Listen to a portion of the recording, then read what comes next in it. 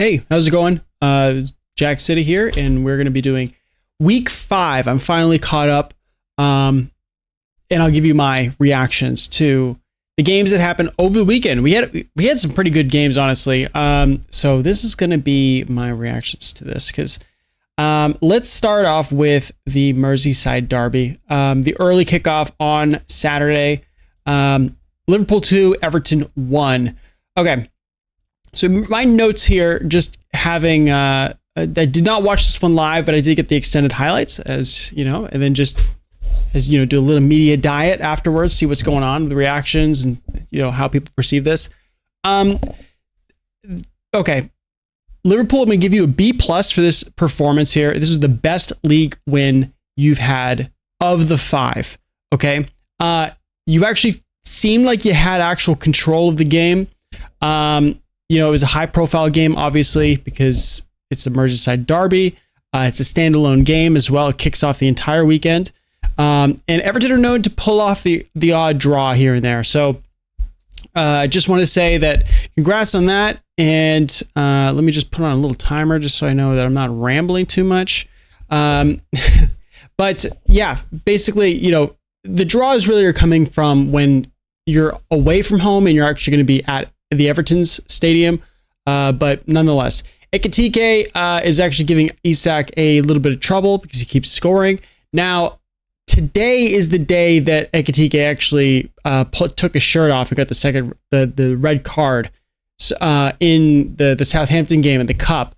So I understand that little token right there is a little dated now, considering. So that little piece there, I might actually have to take out, because I'm like, just literally the next game, he kind of just burned the goodwill, you know, Slot criticizing him in the public. But anyways, back to this. I also want to give a big shout out. Gravenberch controlled the game, played so well. He matured so much last year, and he's still growing. He's still performing at such a high level. And I remember 2 years ago when he came in, people were saying like, he's kind of a dud. He's not quite, you know, but he's learned, he's adapted, he's grown, he's really come into his own last year, and then even into this year. He's got a couple goals. You know, he maintains, he doesn't lose the ball. It's good. I don't love that Everton got back into the game, and that's why I can't give you an A.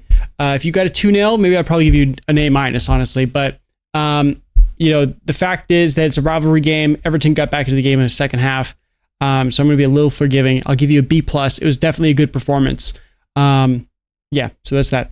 Everton. Okay, I'm going to give you a C for this performance. I think that the best that you could have hoped for was a draw out of this game, because everybody knows that Liverpool's kind of they're defending champions, and also they started red hot coming into this, 4 wins from 4.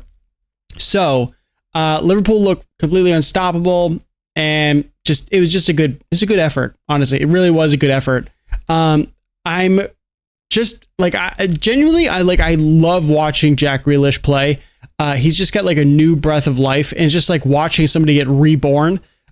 So I gotta say that Dewsbury Hall, it's funny, Dewsbury Hall, like when I remember him at Leicester, I did not think that he was I thought he was a good player, not a great player. Then he got, you know, put on the shelf at Chelsea, and he's come out and he's been like electric, like genuinely electric playing out here. So, yeah, he's a consistent threat. It's another like great player that you picked up. And honestly, it's crazy because the fact is, like, just like right off the shelf, like he basically didn't play at all for a while. Big issue here. Last game was an issue. When you drew last week, but in this game again, Beto missing chances. You got hooked at halftime, and now you got, was it Tierno Barry? Yeah, Tierno Barry came on the second half. I mean, yeah, the missing of chances has been really costly. You could have gotten 3 points last week, and you actually could have leveled this game up in this game. But I bet you that Barry's going to start next game, because yeah, it's just been a little bit poor. But yeah, but that's kind of my negativity for you. So C for Everton. But again, Everton, they look such a better team. They genuinely have like a positive vibe, and Liverpool finally put together like a quality performance. Okay, so Brighton 2, Tottenham 2. This is the second game. Now we're going through like the whole batch of games that happened all at the same time on Saturday. So Brighton, I'm going to give you a C+ for this performance. You were the better team, which definitely, no doubt about it. You're definitely the better team. I don't see why you couldn't like see this game through. Looking at it, you were up 2-0. I understand that Richarlison scored a goal right before halftime, but then the Van Hecke own goal. Like, I don't understand. You should have been able to see this game through, in my opinion, just based on how you were performing as well. The thing is too, is like there were two like ugly goals. Like the Richarlison just like bundling it home. And then also the own goal, which was it was like a fluky goal. I don't know what's going on with the own goals. Like the Goodmanson one from the week prior, Van Hecke. I know there's another one that happened in Fulham as well. It's just like, I don't know what these own goals are doing, misjudging the flight of the ball and bang, just goes into the net. And it becomes a consequential one too. But yeah, if this 2-2 happened a different way, like if you fought back from 2-0 down, or if it went back and forth, like I might have given you a B-, but it's because you were up 2-0 and then you conceded like two bad goals. And you just weren't even clinical enough. You could have won this game like 3-2, honestly. I just like, I guess there's a lot of data points now that are telling me that there's something not quite right about your offensive output. You're not able to to finish a team off. That's really kind of what I'm saying, is because like the draw against Fulham, you dominated, you spoiled chances at Everton. Now you got this game. I'm just like noticing a little bit of a trend where you're not able to like see out a game. But otherwise, I think on paper, you actually had a pretty good result. And it sucks that you had to earn a point having conceded. Now you have to kind of think about like, oh, we could have won that game, but you didn't.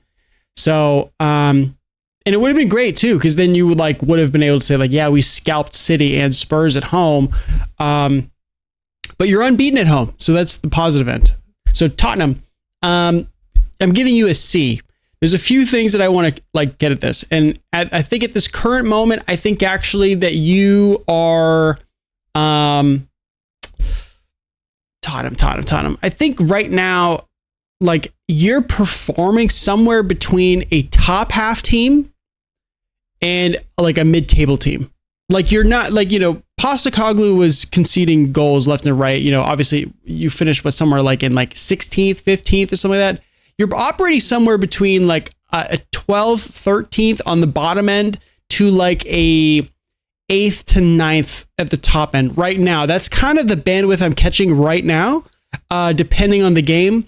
But, and then you obviously had the Man City game where you kind of topped out like at a much higher level. But I'm just saying like that feels like a one-off right now based on the other, like, the Bournemouth game and now the Brighton game. It's kind of like, I'm getting a couple different reads here. And the West Ham game too is like, West Ham's in a bad place. So I don't really even kind of consider that. Like the 3-0 is like, I think any team, it's mid-table or top half. Like I think Fulham could have done that. I think Bournemouth could have done that. So I'm not necessarily giving you like that many flowers. But you're clearly beating bad teams like Burnley when it's at home, or like West Ham. But and you could steal it, yeah. But that's it.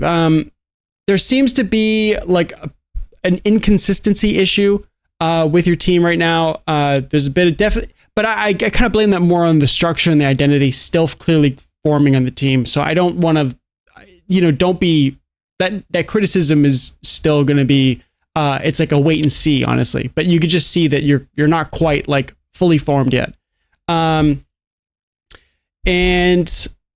yeah, my last thing is, oh yeah, you definitely have a level of fight. There's definitely like the team is still going for it. And I just like seeing like consistent fight when you're put in bad spots like you were in here, that like you fought back to get 2-2, right?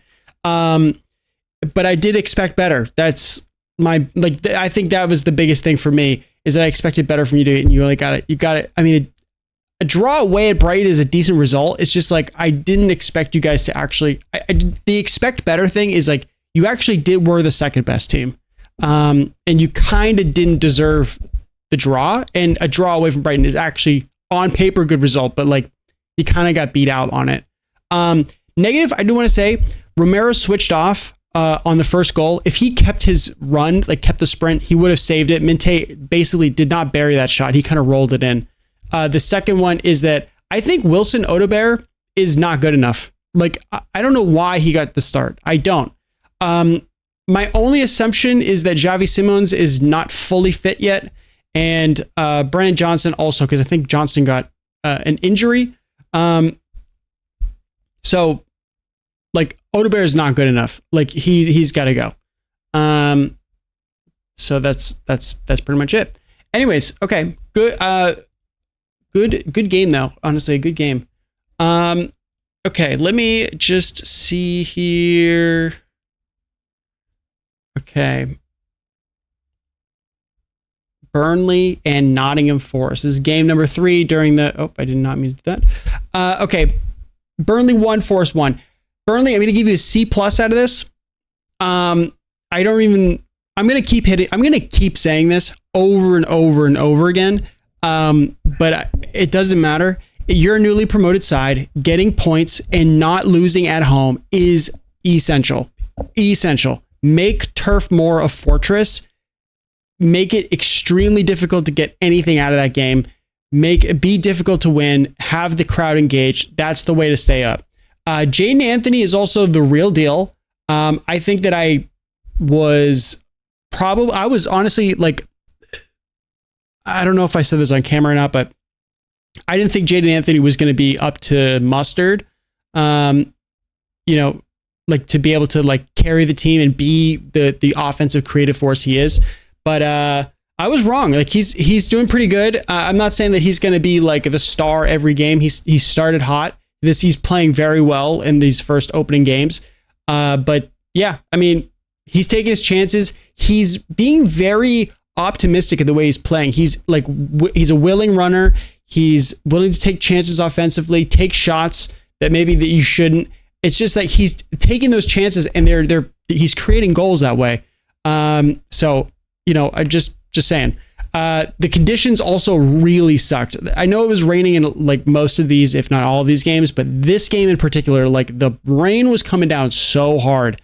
And that definitely played a massive role like on offense. It was definitely like, Forest showed their vulnerability in this game. And there was a couple of times when Foster and Anthony could have capitalized and actually could have gotten the win, but you didn't. So C+, good effort. Forest, I'm going to give you a C. Look, it's the new Ange Postecoglou era. Okay. I did expect better. Again, I just want to say this. They are a newly promoted side. I know that I just put all the flowers of like all this stuff, but I'm just like, they are a newly promoted side. If you look at this game on the calendar, you'd say, okay, we should get 3 points out of this. That's just how it is. You can't look at every road game as being like, we got a problem here. But I understand that Ange is still adapting and that it's just like all of these, they're just, everyone's still adapting to the new, what happened off the field. Nuno's gone, Ange is in. But yeah, I mean, Burnley is one of the worst teams in the league, like just talent wise. They might not be in form wise. But they're on paper, when you look at their best 11 versus the other starting 11s against other teams, you're like, this is one of the worst teams in the league. And there's something to be said for that. The fact that you couldn't get a win on it. The goal was nice, by the way. Nico Williams' goal. Not systematic, just a good, brilliant piece of power that he displayed. But more balls need to be given into Chris Wood. I just not seeing much of him. Gibbs White is hustling and harrying everything. He's not getting much out there. And Doy's not being dynamic anymore. He's getting subbed out. I think it's interesting too. Bakwa also is getting starts. Hudson-Odoi is coming off the bench for it. Sangare also got swapped out for Douglas Luiz. Murillo's, I know he has an injury, so Zinchenko came in. That's unfortunate the way he kind of fell into the goal for the goal that Anthony got. But I can't help but feel this is definitely a transitionary period. You're not going to, there's clearly no new manager bounce, because I mean, you weren't in a bad way by any means. Like, you're not in a bad situation where everybody hates the coach and, you know, everything's destroyed. So, you know, once you fire them, that you get like an immediate, like, you know, 1-0 or 3-0 win. But it's just the fact that, like, yeah, you're in a transitionary period. So you actually might have, like decreased performances. That just is what it is. Okay, let's go. If I didn't say before, Forrest, you get a C. Next game here, it's West Ham at home, losing to Crystal Palace 2-1. Okay, West Ham, I'm going to give you a D. You should, just a little note, you should get a minimum of a point here at home to Crystal Palace. I can definitely say that the fact that you got booed off at halftime, at full time, is not a good sign, clearly, when your home fans are booing you. But, you know, you've had that a few times this year already, getting booed by your own fans. And I understand there's also Graham Potter is not really covering himself in glory. He's got a few issues going on. And there's already other names of managers swirling about. A couple things to note too. Alphonso Areola, like, thank you for bringing him on, because he's way better than Hermanson. Hermanson is suspect. 2, you guys stink at set pieces. You guys conceded 2 at Chelsea, 1 at Tottenham, and now 1 at Palace, like against in the Palace game.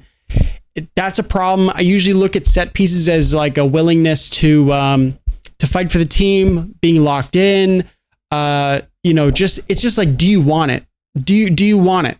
Like, and that's on the defensive side, and less so the offensive side, but definitely the defensive side. 3, Bowen is the only person that can actually bail you out of bad situations. Crescencio Somerville is very good and looks very good, but it's clear to me that he's got some health issues, and he's not necessarily fit all the time. But after Bowen scored, you looked good for 15 minutes, but then obviously Tyreek Mitchell put a pile driver into the net, and that killed the game. It was over then. Crystal Palace, I'm going to give you a B+. Okay, so West Ham they're in a bad place, and kind of from this perspective, like, Crystal Palace should probably win, because you guys won the FA Cup. You're in Europe. You're actually an established team. You have a lot of consistency and stability from the previous year, and you guys just look really good so far leading into this game. So you probably looked at this thinking, oh, we could win this. So I don't really see an awful lot offensively either. You guys probably should have scored more goals, if I'm honest, because you guys were like definitely in control of the game on the road. Defensively, you looked great. You out-muscled West Ham for most of it. I think too that you're probably one of the most physically strong teams in the league. I also look at, like, you know, Jean-Philippe Mateta, and he's an absolute specimen. Your back line is massive. You're just like big, strong, tough, like set piece types. Also want to throw out there that Kamada is legit.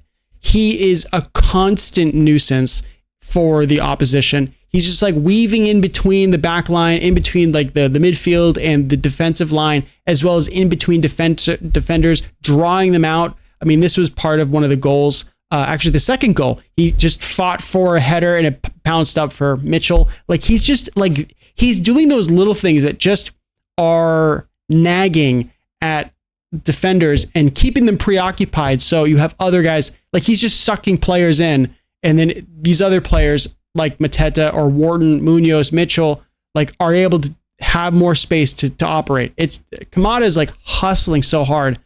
Okay, negatives.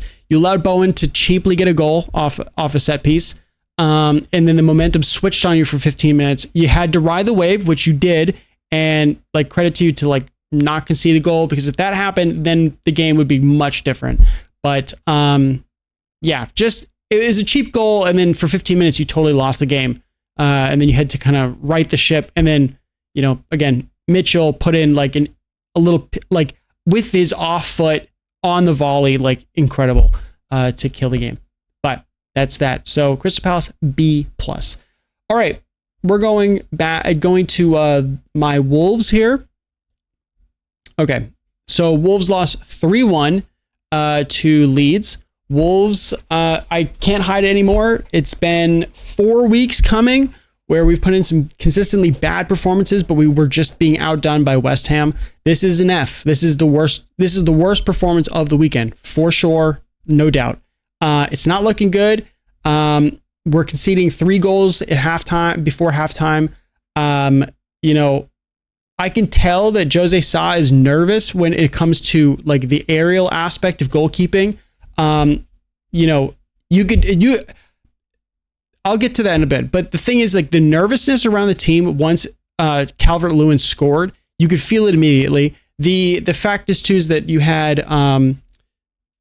the free kick goal basically killed the team, and then it was buried by the third goal, the Okafor with the third goal. Yeah, that's that. But there's clearly an uncertainty around like being physical, and I don't understand why, because like Agbadou is a big boy and he should be able to push people around. Tati Gomez is a big guy as well. Mosquera is a little too physical in my opinion, because he usually does some outrageous stuff that I cannot believe he gets away with sometimes. But yeah, that's that. But I will say is like little positive. I mean, Fer Lopez, his pass into Krejci was a fantastic bit of play, but every once in a while we were able to string a couple passes together where they're like, 1 or 2 passes quick, and then we're able to get a goal.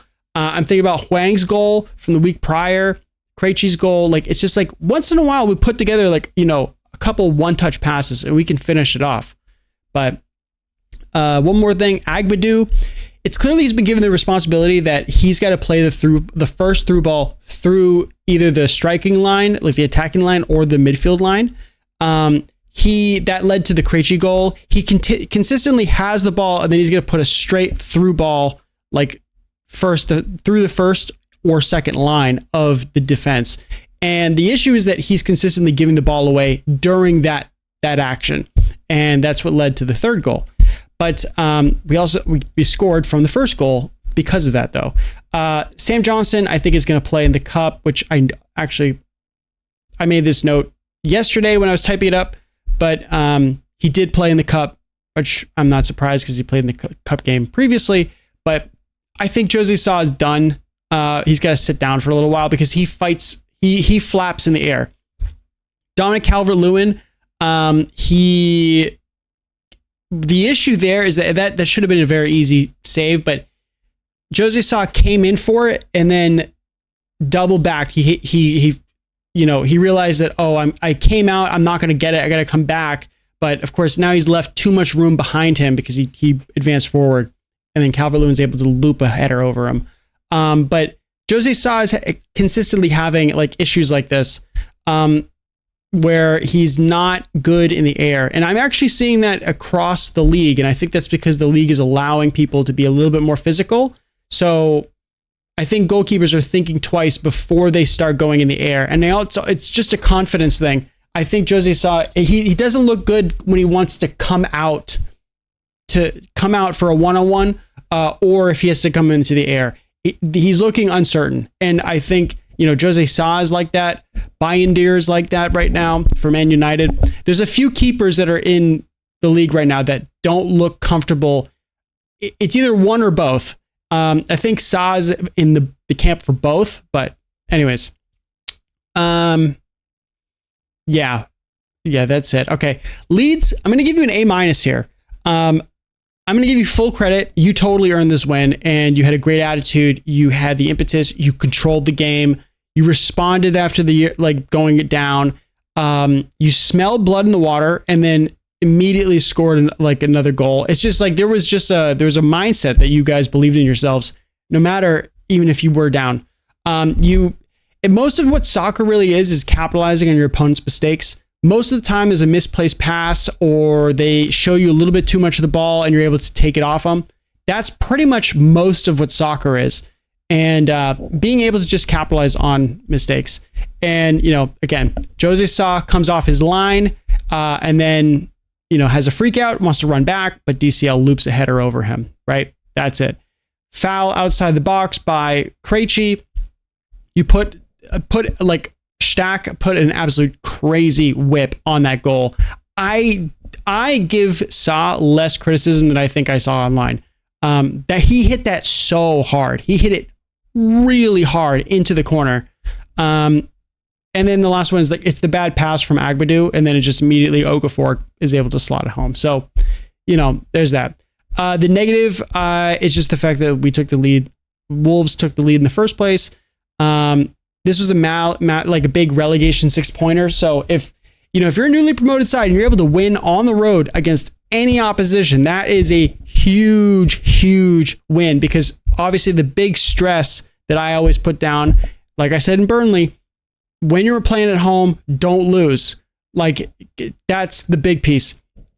On the road, if you're able to pick up points as you go, like this, getting 3 points, huge, huge, huge, huge. You guys played practically. You were locked in. You get an A-. That was a really good performance by you guys. Okay. Big game. One of the two big games over the weekend. Man United 2, Chelsea 1, both ending with 10 men. Man United, I'm going to give you an A-. And it was actually my favorite performance of the weekend. My favorite one. I think this was an incredible victory for Man United and the project that Amorim has started here. This is exactly what the doctor ordered. And it stinks that Casemiro had to get the red card towards the end of the first half. But you guys kept it cool, and you guys actually maintained your heads in the second half.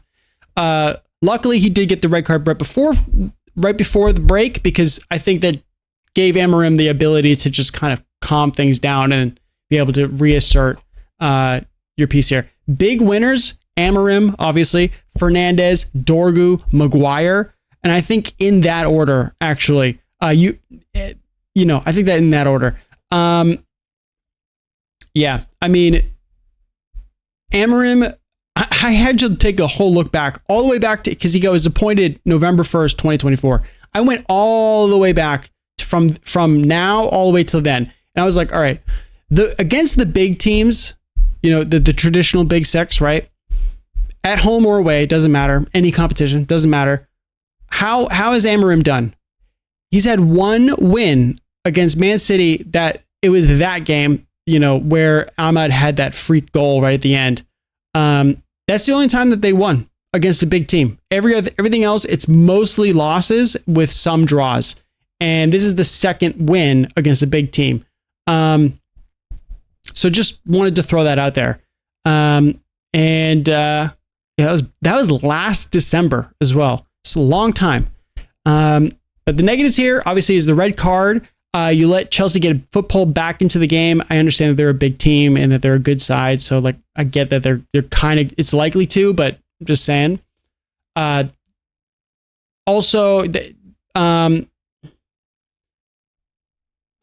However, holding on to the lead and winning this game in the rain is a massive confidence boost. Yeah, because it's like an ugly situation. It's just like the rain was absolutely pouring throughout this game. It's just an ugly game. Yeah. And just looking at the context of this, you lost against Arsenal the opening day, then you drew against Fulham. The Burnley late penalty win, it's you barely scraped out Burnley at home. And then Man City basically annihilated you last week. So to have a big win against a big team, this was a huge boost. So I gave you an A-. My favorite performance of the weekend for sure. Chelsea, I'm going to give you a D+.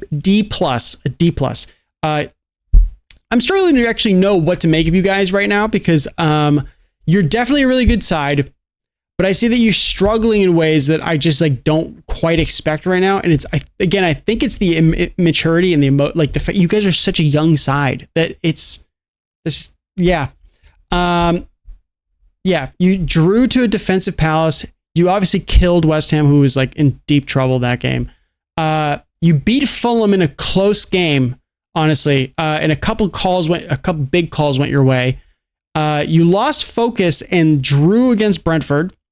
And then, obviously you're going to, on the road to Bayern, you're going to you're going to lose. I mean, there's just another couple, there's like 2 more tiers, maybe 3 more tiers above where your level is at right now. 2 definite, 3 maybe.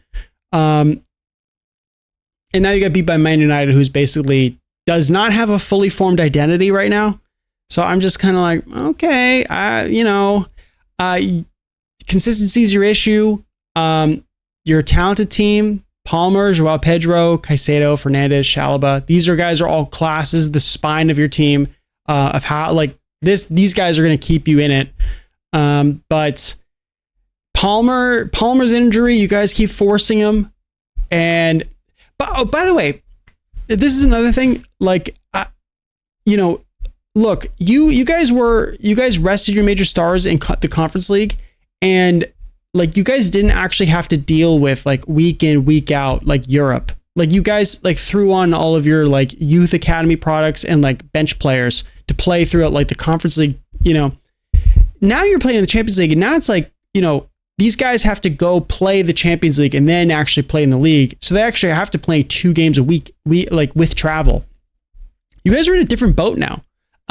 So you guys are going to have to deal with the actual European fatigue and the depth that is required out of this side. So get ready for that, because I don't think that you guys were like, I'm actually now thinking like, let's see how good you guys are, because that's what's going to take the toll on a team when injuries start stacking up, fatigue starts coming up. That's huge. Also, stop rushing Palmer back, man. He's going to have a problem if you keep doing that. It's going to be a problem. It's going to be a problem. That is all I got for you guys. D plus. I was really underwhelmed, and you got a red card early. Oh, last thing about the substitutions. Everybody's making a huge fuss about the substitutions. I want you to like actually think about what Maresca was going through at that moment. Sanchez gets a red card, right? He needs to replace with a goalkeeper, right? So he goes on and puts on Philip Jurgensen. He looks at his team and says, okay, who should I take out? Esteval. That makes sense to me. Okay, so Esteval goes. Okay, now that's the change. Then he decides, okay, I also got to throw in another defensive player, because Maresca's like, I'm going to try and lock it down for 85 minutes, which is insane. But he's like, all right, let's just get a draw out of this. Let's see if we can lock it down. Man United can't break down teams. They cannot. So if they could play a low block and then just play like that, that's how they're going to at least scrape a draw. Tosin comes on and Neto comes off. So now they've taken the speed out of the team, because they're like, we're just going to defend for 85 minutes. Okay. That's the thought. Then Palmer, first, there's a couple things. One is that Fernandez scores, about 10 minutes later. And now you're down a goal, and you just made that double sub to try and basically lock it down. It didn't work. So you go, okay, well, I'm going to put on Andre Santos, who does have a little bit of speed to him. Palmer's injured, and he clearly signaled to the bench, dude, my groin is like torn up. I can't do this. So Palmer's got to go, right? And then you throw on Andre Santos. That is like what the thought process was. Like these like the changes, how everyone's like, oh, there all these changes. I'm like, he tried to lock it up for 85 minutes. Like he just thought, there's no way we're going to win this. Let's just try and force Man United to do, like, force Man United into this, and then we'll see what happens. But I kind of understand Maresca's like thought process here, if I'm honest. But and then he injected a little bit more pace into the squad with Malagusto. That's a straight swap for swap. But Tyreek George, he's fast. He's a fast kid. So, anyways, that's that. I don't want to talk about this game anymore. Okay, Fulham 3, Brentford 1. Fulham, I'm going to give you an A, and definitely the best performance of the weekend. You got the best performance of the week. This is a quality win.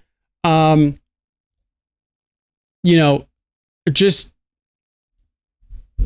beyond the error that Josh King made. He's a teenager, so I kind of like, there's a learning curve. You had the ability to come back into the game and then turn around. You got a quick double goal as well, which was great. So that, immediately switched the game around on Brentford. And one thing I want to note is Iwobi, player of the match for me. Fantastic. Iwobi was fantastic, like genuine class in this game.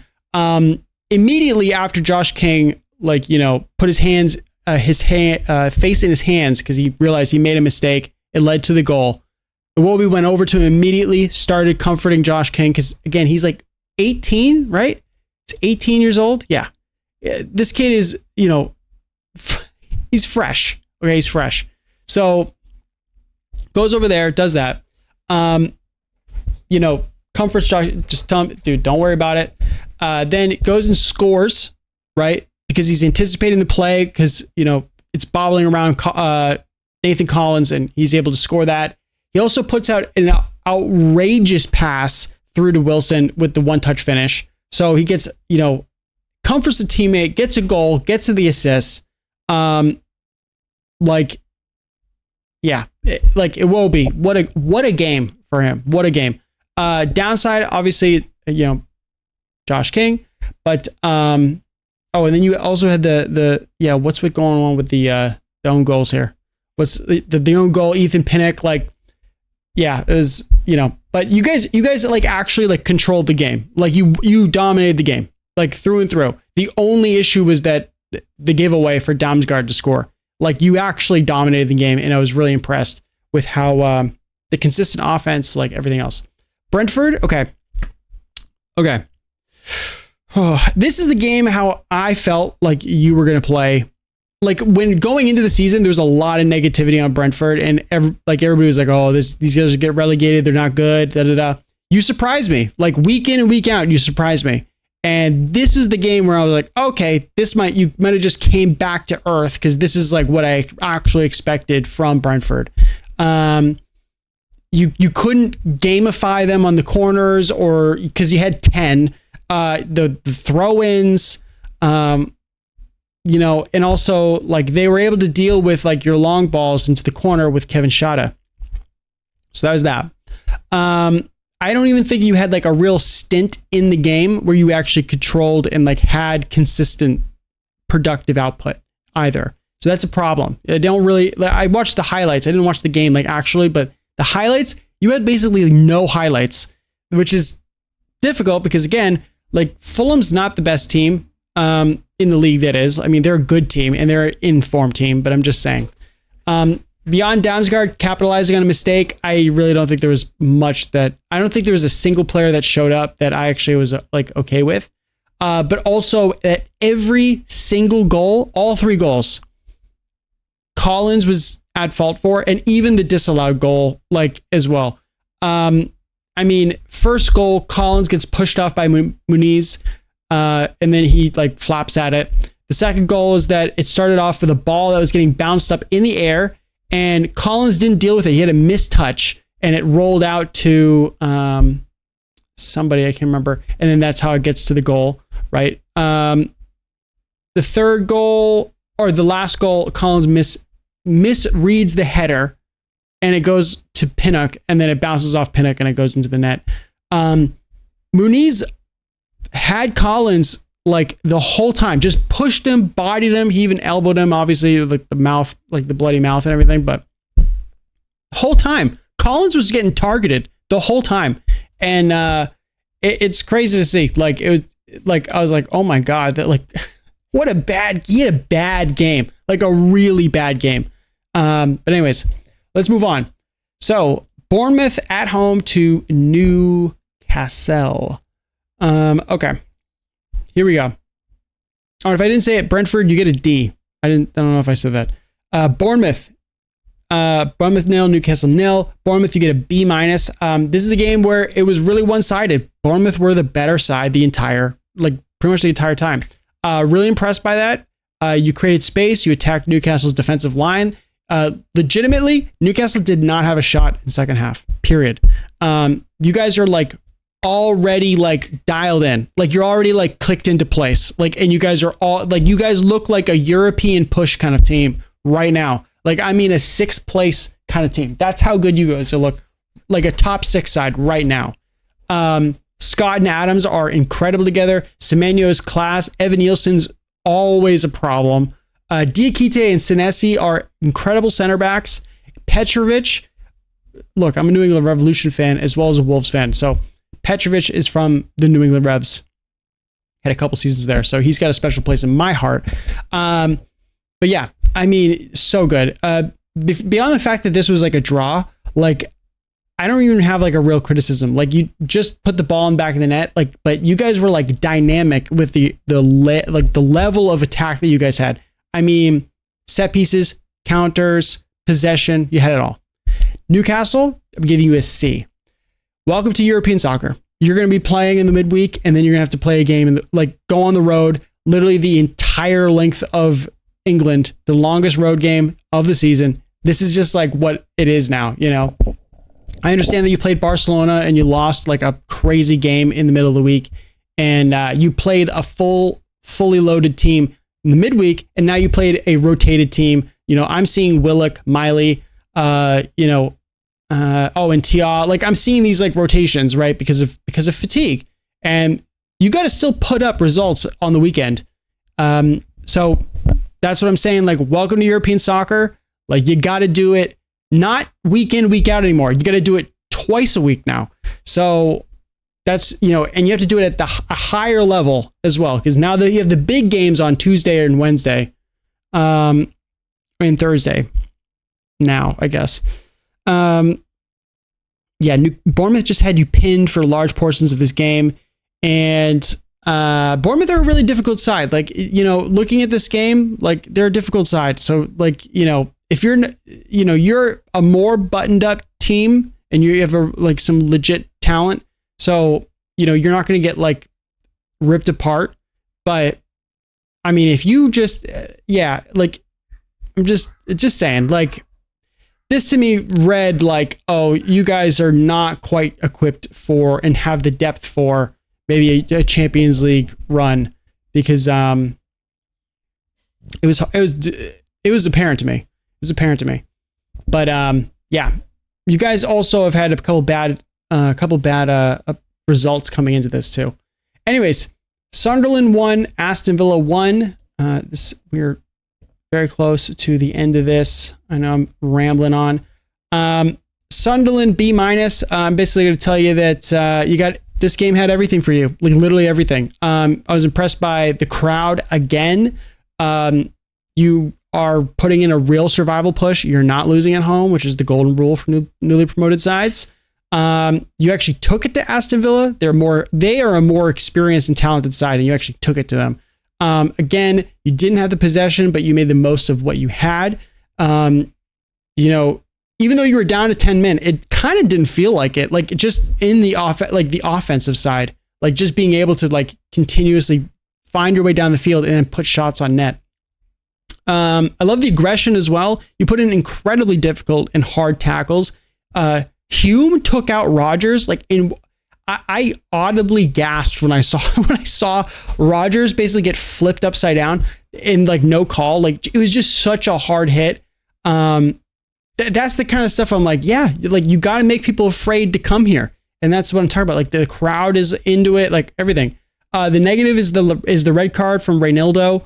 It's just like it's stupid stuff like that'll punish you. You probably could have won this game if you didn't get the red card. That's kind of how I feel about it. But you get a B- because you fought back. Isidore is red hot right now. But yeah, I mean that's kind of all I'm going to say there. Aston Villa, I'm going to give you a D. You guys are sucking it lately, and Emery after this game said you lost your identity. I mean, this is a newly promoted side, man, and you haven't even played Europe yet. It's like, and you guys got kind of bodied a little bit, you know, which is crazy. You know, you were up a man for 60 minutes. Like, what are we talking about? The goal that you conceded too was so sloppy. Like, the goal that Cash scored, great. Like, hit it so hard, a lot of swerve, you know, like, the goalkeeper, that's going to be difficult for him, right? It was through credit bodies as well. The goal that you conceded though, like the ball just popped up and like 3 or 4 players just literally watching the ball. Like just everybody switched off. Everybody thought, oh, you're going to deal with it. You're going to deal with it. That's what you guys are just not like, nobody is thinking to themselves, I'm going to like score. I'm going to put it, there's just kind of a lack of responsibility taking. And you just guys watched that ball come down to Xhaka, able to nod it on to Isidore for the goal. Like, it's crazy to watch that. And the thing is, too, is that you guys got actual travel coming up. You got 2 home games. You got Bologna and then Fulham, like in Europe, and then in the home game. So you need a win. You absolutely need a win in one of those games. Like, you need to win. If you draw or lose both of those games, you're like, becomes a different conversation, because Fulham is gettable at home. Bologna is definitely gettable at home. I'm just throwing out that you got to get a win out of these. You got to get a win. That's all I got. Just take shots, take chances, try and score goals. That's like kind of all I could say. Watkins is getting no service. Anyways, that's it. If I didn't say it, Aston Villa, you get a D in this. Last thing, the big game, the marquee game. I think it was the headline of the weekend. Arsenal won, Man City won on Sunday. Arsenal, I'm going to give you a C-. I think that Gary Neville probably said it best after the game. Do you believe that you can win the league? This draw and the reaction online surrounding this has been mostly negative, and I think it's partially to do with the fact that it's not just about this game against Man City. It's about this game and the game against Liverpool. In big games, in the big spot, the big spotlight, all of this. Like, you got to prove that you actually can win the big game. Like, that is the criticism. That's what everybody talks about. So, do you believe you can win the big game? That's what, it looks like you're just trying not to lose them. It feels like how you want to win the league is draw the big games, so everyone kind of stays at a level playing field, and then you hope that you win a game that your opponent loses when you're both playing like a Crystal Palace or like a Newcastle. Like Liverpool will drop points against, like, I don't know, like Burnley or something, and then, well, they already played them, but you get my point. And then you win that week, and so you can just kind of like, that's how you think you're going to win it. But it's like, but you do have 6 points available to you when you play them actually. Anyways, yeah, I think also this is how I'm feeling about it right now. I think Victor Gyökeres is the new Lukaku. I think that Gyökeres is going to score a goal or two every time you guys play like a smaller side. He's going to bag 15 to 20 goals, and they're all going to be like empty calories. I'm wondering if he's going to score in the big games, because Haaland can score in the big games. Haaland scores pretty much in every big game, right? That's when in my thought, I have Gyökeres seemed to shrink in this game and in the Liverpool game. Last piece here, guys that I think that actually do come in and want to play in the spotlight, want to play in the big games.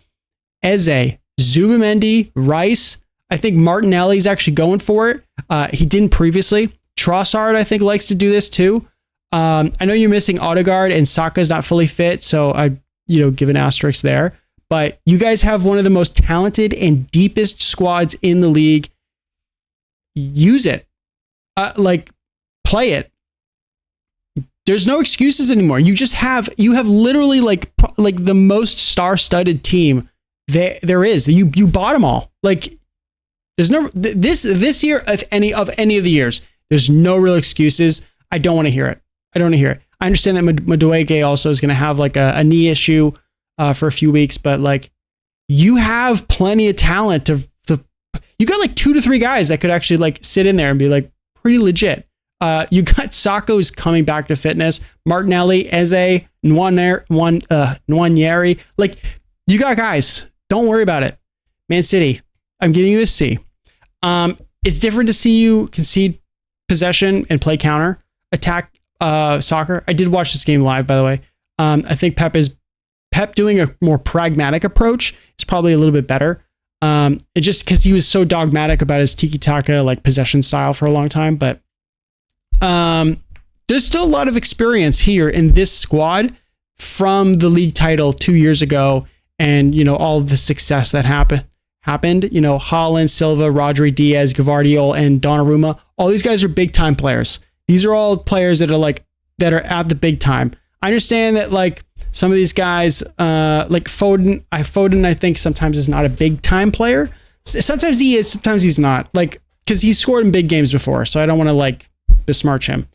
But nonetheless, the last highlight here is I think this game highlights that you guys are probably not ready for the title. I'm not saying it's impossible that you won't win it, but I think this game kind of highlights that it's less likely at this point, because title chasing teams don't lose to Tottenham and Brighton and draw to Arsenal. It's just like the Arsenal draw. Like if you beat Tottenham and then or even if you drew against Tottenham and then also won at Brighton, but drew this, I would still say like you're okay.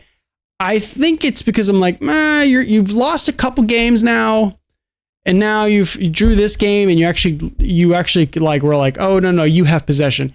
This game is just not in isolation. It's about the bigger picture about what I'm seeing right now. I think for you right now, I think the title race might be over. If you can make a title challenge, I think that would be a step in the right direction. If you just push Arsenal or Liverpool to actually make a run for it, sure. But I think just go above Chelsea. So anybody else is like, I think just Chelsea. Just be above Chelsea. If you finish third, I think that you're like in a good spot. But anyways, all right, that is my. This has been a long video.